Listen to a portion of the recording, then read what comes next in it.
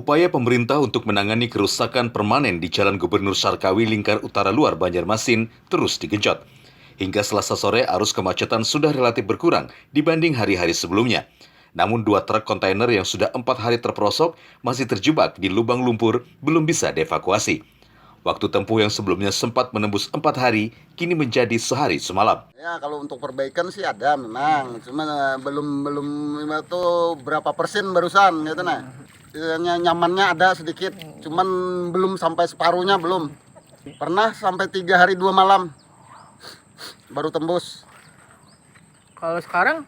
Kalau sekarang dari tadi malam kurang lebih jam 9 berangkat dari lokasi sampai sekarang. Mayoritas truk roda 8 ke atas dengan angkutan alat berat dan kontainer kini bisa lolos. Setelah 2 titik dari 7 titik lubang terparah sudah dilakukan penimbunan batu gunung. Untuk pengambilan material di lokasi mana?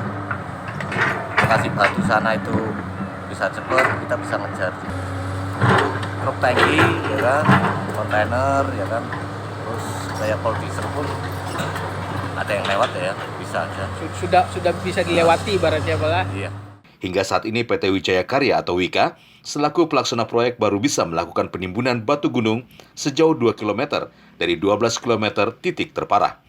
Tingginya curah hujan dan pasokan batu gunung yang terhambat di perjalanan dianggap sebagai kendala. Selain itu, 2 unit ekskavator yang dibagi 2 tim dari perempatan Sungai Tabuk dan perempatan Handil Bakti disiagakan dan sama-sama bergerak melakukan penimbunan. Dari Banjarmasin, Pili dan Satyanaka, Kalsel 1net.